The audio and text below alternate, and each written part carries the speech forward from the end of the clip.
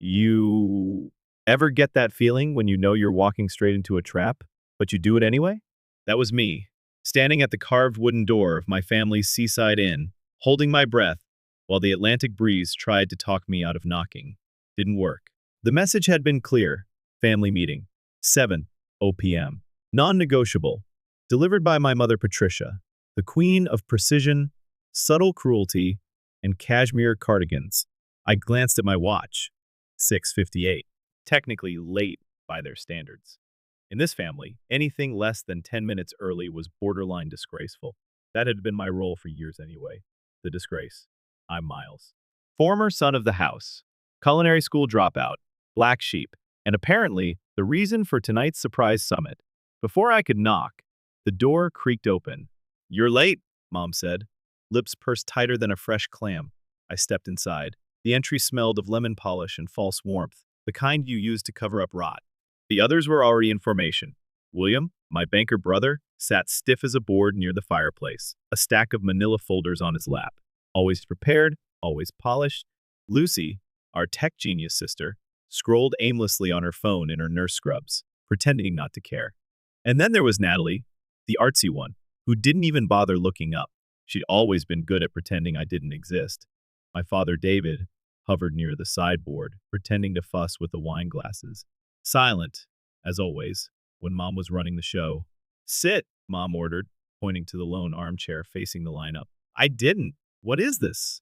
William answered, smooth and cold, like a practiced pitch. "We've been discussing the family's future, and we've come to a decision. For the good of everyone," Mom added, as if she were delivering a sermon. Then she handed me a document. I skimmed.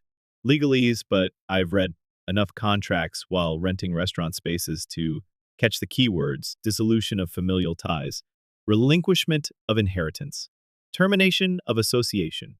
"You're disowning me?" The words came out quieter than I intended. "It's not personal," Natalie said, finally looking up, eyes blank. I laughed. "A bitter, breathy thing. Right. Of course not. You're just cutting me off because I make food instead of spreadsheets. You're embarrassing," Lucy added with a sigh. "You know how hard it is to explain what you do when people ask?" "I run a business," I said. "You run a hobby out of a kitchen in a converted garage," William snapped. "Your restaurant doesn't even have seating." "I do private experiences, off-grid events, sustainable sourcing." "Oh, please," Mom interrupted. "You had every opportunity. The best schools, the right connections. You chose, whatever this is." I stared down at the paper. My fingers were calm. My heart wasn't. Funny thing is, I'd been expecting this moment for years. They never really saw me. Not as more than a stray. They kept around out of guilt. The disappointment, the dropout, the son who didn't fit the mold. So I nodded. "Where do I sign?" David, my father, winced. Maybe the only one in the room who had a flicker of regret. But he didn't speak. Not even when I walked into the study and signed it in front of their waiting notary. 10 minutes later, it was official. Miles no longer a Gonzalez. The house felt colder as I walked out, the wind sharper. I turned back once, meeting Mom's smug expression. "You all talk about legacy and success like it's a currency, but none of you ever bothered to ask what I was building." "Miles," she started. I cut her off. "No. You made your choice. Live with it." The door clicked shut behind me. As I walked to my car, my phone buzzed. New order received. Private dining experience confirmed. Deposit paid. A second buzz. A message from Eva, my social lead. "Style and Plate just picked up the story. You're in this month's feature, Rebel Chefs to Watch." I chuckled to myself, starting the engine. Guess what they threw away wasn't trash after all. The road away from the inn was dark, but it didn't feel heavy. Not anymore. They'd disowned me. But I'd never been freer. 3 days, that's how long it took for the silence to crack. I hadn't told anyone what happened that night at the inn. Not even Eva, who practically breathes down my neck every day managing our online presence. But I needed to tell someone eventually. So I told Tommy. We were elbow deep in prep for a tasting event, a 10-person pop-up in a reclaimed greenhouse downtown. I was working lemon zest into a tahini glaze when he asked why I looked like someone ran over my favorite knife. "They cut me off," I said. "Simple, like I was describing weather." Tommy dropped the plate. "They what?" "Signed papers. Made it official. I'm no longer a Gonzalez." His jaw dropped as he picked up the pieces. You didn't fight? I shrugged. Didn't see the point, I think. They expected me to beg. You're insane, he muttered. But also kind of my hero, I smiled. Not out of pride, out of relief. Being disowned should have felt like death, but it felt like resurrection. Later that afternoon, Eva burst into the kitchen holding her iPad like it was on fire. Her face was flushed. A strand of hair stuck to her lip. You need to see this. Right. Now. I wiped my hands, took the tablet. There it was. A glowing feature in style and plate titled Miles Romero, The Underground Gourmet Redefining Sustainable Dining. Photos of my dishes, my space, even a behind-the-scenes shot of me plating with tweezers. I looked like a magician, or at least someone who knew what the hell he was doing. Eva grinned. We're blowing up, chef. And she was right. My phone buzzed so many times I had to put it on silent. Requests from influencers. DMs from editors. Booking inquiries piling up like autumn leaves. Tommy peeked at the screen and whistled. You're trending, man. You're officially not a disgrace. We all laughed, but it wasn't just a joke. It was the truth twisting into something new. Later that night, as I prepped for a press tasting, I got a call. Unknown number. I let it go to voicemail. Another buzz. Text from Lucy. We saw the article. Why didn't you tell us? I stared at the screen. It glowed like a ghost. Then came one from Natalie. Mom's upset. You should call. Then from Dad. We should talk. This affects all of us. That's when it clicked. They didn't want me back. They wanted what came with me now. Reputation. Publicity. Capital. I put the phone down and finished garnishing the mousse with edible flowers I'd foraged the day before. The next morning, Eva practically burst into tears over the metrics. Miles, we just passed 200K followers overnight. We have a 6-month wait list. And, oh, she paused, brandishing her phone like a badge of honor. Forbes Life wants to feature you in a piece on sustainable chefs under 30. I blinked. That's big. No, she said, beaming. That's massive. And then came the kicker. My email pinged with a message from someone named Vivian Tran, curator for the Contemporary Culinary Arts Museum in San Francisco. She wanted to commission a rotating installation based on my zero-waste philosophy, possibly even a feature in their fall exhibit on food as art. They were calling it the Revival Kitchen. I sat down, suddenly lightheaded. Eva handed me a cup of coffee. Still think you lost something, chef? I stared out the window at the kitchen garden I'd built from discarded crates and recycled soil. No, I said. I think I finally planted the right seeds. That evening, another text came. From William this time. Dad's been trying to reach you. We need to talk. It's urgent. Then one from Mom. Dinner. Sunday, 7 p.m. Everyone will be there. Please. Please? It was the first time that word had ever come from her. I showed Eva the message. She raised an eyebrow. They smell the success. I nodded slowly. And they're hoping it's still up for grabs. She leaned forward. Are you going? I thought about it. About the silence. The rejection. The taste of being thrown away like a burned roux. Yes, I said. Why? Because I want them to see what they tried to erase. I arrived 10 minutes early. Not out of respect. Out of habit. My parents always said anything less than 10 minutes early was late. And I liked the idea of reclaiming that expectation on my own terms. The restaurant was upscale, sleek, filled with polished silver and men in tight blazers. I was already seated when they walked in. My father in a suit that once made him look commanding, now slightly off in the shoulders. My mother clutched her handbag like it was a life preserver.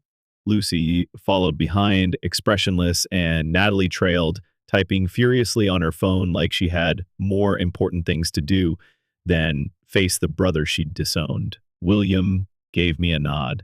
That was more than I expected. Mr. Romero, the maitre d' greeted me with an elegant bow. Your table is ready. My mother blinked. Your table? I come here a lot, I said as we were led to a private room in the back. The chef and I collaborate sometimes. They just added a compost forward menu. My dad raised an eyebrow. What's that supposed to mean? It means, I said, smiling as we sat, that even the scraps have value, if you know how to use them. That landed heavier than I thought. The room fell quiet. So, I said, folding my napkin slowly, what's the urgent matter? Lucy cleared her throat. The dealership. We're not doing well? I didn't answer. Natalie jumped in. Banks pulled out of a refinancing deal. Wendy's position at the firm got revoked. And Nathan's department lost its research grant.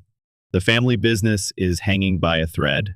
And now you want to thread me into it, I said. My father leaned forward, voice low. We need your help, Miles. Your visibility, your reputation, it's powerful. You could turn the business around, make it sustainable. Modern. I studied his face. There was a tremble there, subtle, like something that had never cracked before finally giving way. And what do I get? I asked. He blinked. What? I leaned back. You disowned me. Had it notarized. Didn't even flinch.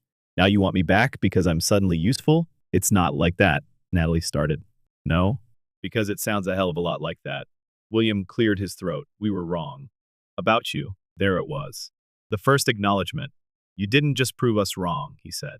You built something beautiful, something that matters, and we threw it away. I didn't know what I expected to feel. Vindication? Power? But instead, I just felt tired. Tired of needing to be twice as good to be seen. Tired of being treated like a liability until I became an asset. I lifted my glass. To broken things, I said, and how sometimes they're worth more than what came perfect. We toasted in silence. Dinner passed in a blur. I barely tasted the food. My thoughts were full of questions they hadn't asked. No one had said they were proud of me, only that I could be useful now. When we stood to leave, my father touched my arm. Come home, son. Home? I asked. I don't even know what that means anymore. I walked out into the night. The air was crisp. A soft breeze blew down the block as I checked my phone. A new message from Eva. Style and Plate just published the follow-up. You're officially the face of sustainable culinary art. And right beneath it, another from Vivian. Mocha's green-lighted the feature. Full installation rights. Budget approved. Want to talk, dates. I leaned against the lamppost and let the moment sink in. The boy they called an embarrassment was now being offered a wing in a museum. Funny how silence turned into applause. Once someone else said your name with respect. Back at the studio, Tommy was boxing up another order. Eva was at her desk, fielding a Zoom interview with some eco-blogger from Berlin. When I walked in, they looked up. Well, Tommy asked. I tossed my jacket on a stool. They want me back. Eva made a face. Do they deserve to have you? I thought for a moment. Maybe not, but I deserve to decide. I walked over the Phoenix piece I'd been working on, glass. Wire, scorched wood, twisted into a sculpture that was sharp, wild, beautiful. It didn't look like a mistake. It looked like freedom. The next morning, I stood in front of the mirror, adjusting the cuffs on my blazer. The tags were still on it. Designer gifted to me after the museum announcement hit the trades. Funny. A few months ago, I was glue-stained and sanding driftwood in a garage. Now, my name was being whispered in design circles like I was a visionary. Today, I was going back. Not back home. Not really. I'd chosen the meeting place this time. Lumen, a luxury co-working space I invested in a month ago. Open concept, floor-to-ceiling windows, curated espresso. They had no idea it was my money behind half the place. The family arrived together, late by 5 minutes. Classic. My mother looked tired but polished, clinging to a sense of pride like it was a shawl draped over her shoulders. My father walked in with that rigid posture he used to use at board meetings.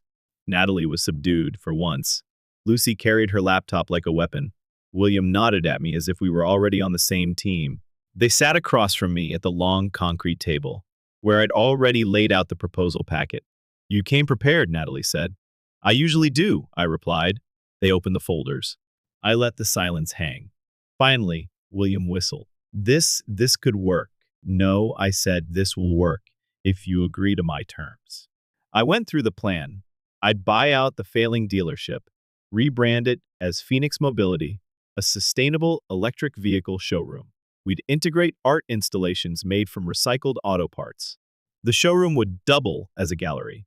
My story would headline the launch. We'd get media attention, corporate sponsors, environmental grants. I'm not just throwing you a rope, I said. I'm building a bridge. But I'm the one in control. They all nodded, except my dad. He stared at the terms. Chairman Emeritus, he said, his voice a little hoarse. Advisory role only, I replied. No decision-making authority. You're sidelining me. I met his eyes. I'm saving the company you ran into the ground. He looked away. My mother reached over, placing her hand gently on his. We can either lose everything, she said softly, or we trust him. It was surreal seeing her advocate for me. I couldn't remember the last time she had. I'm not asking for apologies, I added.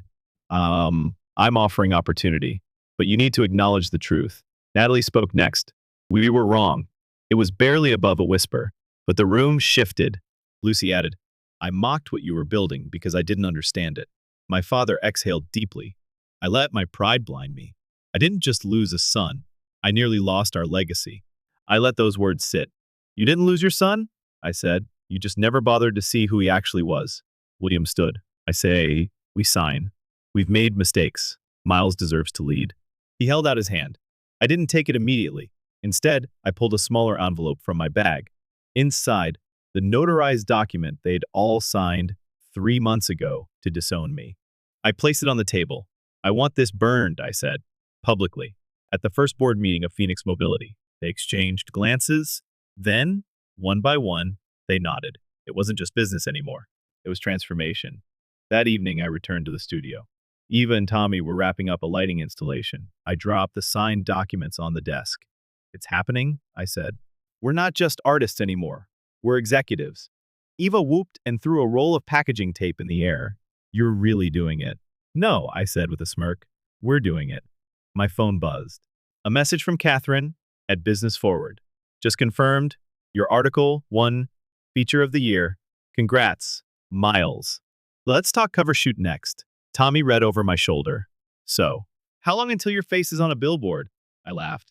I don't need a billboard, I said. I just needed a showroom that doesn't hide who I am. And with that, we raised a toast in the glow of reclaimed light fixtures, broken pieces made beautiful again. I stood in front of the glass furnace at the grand opening of Phoenix Mobility, the heat radiating behind me like a second sun. Cameras clicked. Guests sipped champagne. Hovering between the sleek electric vehicles and the massive chandelier I had suspended above the showroom, salvaged chrome, recycled glass, and fragments of the past I no longer feared. My family stood nearby, watching me, not with judgment, but with pride. We had signed the documents last week. Phoenix Mobility was real. So was the change it represented. I reached for the small bundle I'd carried with me all day, the notarized disownment papers from 3 months ago. Let's begin, I said into the mic. The crowd hushed. These papers represent who I used to be, I told them. A son rejected, an artist underestimated, a man left behind by his own blood. I opened the furnace door and fed the pages in. The flames accepted them greedily. But fire, I said, doesn't just destroy, it transforms. Beside me stood a small table of blown glass. My next piece would be made from the ash of that betrayal, literally and symbolically. That sculpture would become the centerpiece of our next exhibit. What we burn, we bloom from. The crowd applauded. I caught my father wiping a tear, though he tried to mask it behind a cough. Later that night, as the guests trickled out, I walked the showroom alone. The sculpture, the Phoenix, was still warm, its molten core cooling into shape. Natalie approached first.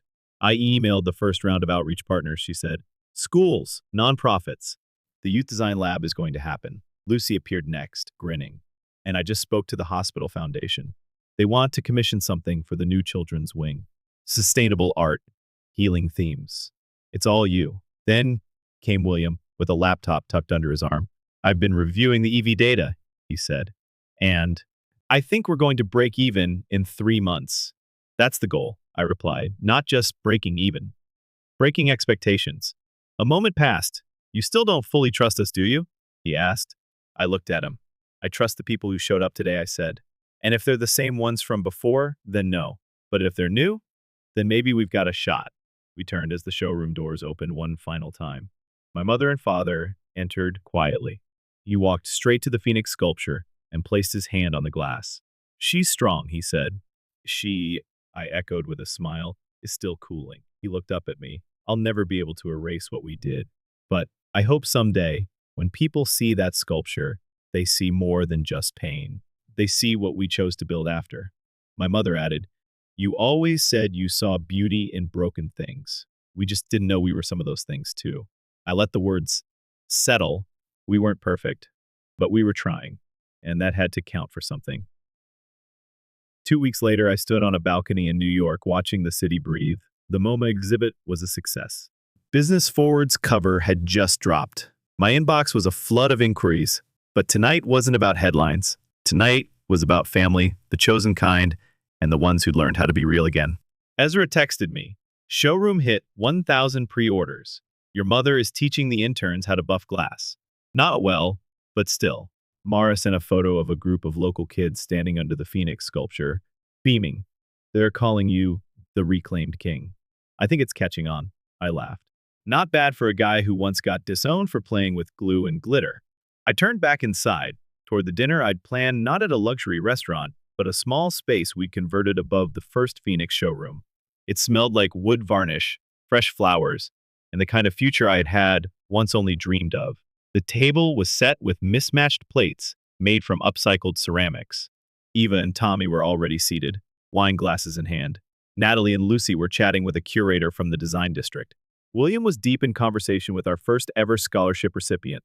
My parents arrived last, no fanfare, no declarations, just presents. I took a seat, raised my glass to the ones who stay, the ones who leave, and the ones who choose to come back, changed. Glasses clinked. The Phoenix behind us glowed under a soft light, and somewhere between what I'd lost and what I'd reclaimed, I'd found something even more precious, myself.